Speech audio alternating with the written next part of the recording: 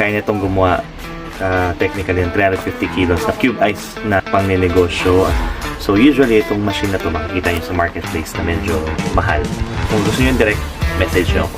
Ngayon, ihatid natin tong order ng client natin, ice machine. 350 kilos in 24 hours na production ng cubed ice machine.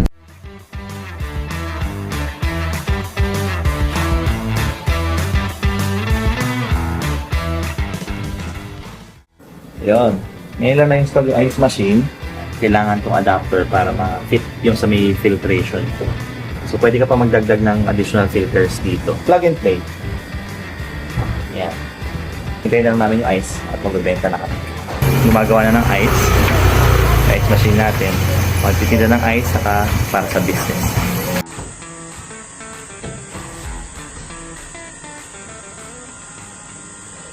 Kaya nitong gumawa technically ng 350 kilos na cube ice na pang-negosyo. So usually itong machine na to makikita nyo sa marketplace na medyo mahal. Kung gusto nyo direct, message nyo ako. Ngayon, ihatid natin tong order ng client natin, ice machine. 350 kilos in 24 hours na production ng cubed ice machine.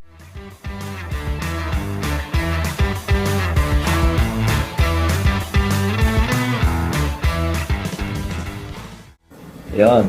Ngayon lang na-install yung ice machine. Kailangan tong adapter para ma-fit yung sa may filtration. So, pwede ka pa magdagdag ng additional filters dito. Plug and play. Yan. Hintayin lang namin yung ice at magbebenta na kami. Gumagawa na ng ice. Ice machine natin. Magtitinda ng ice saka para sa business.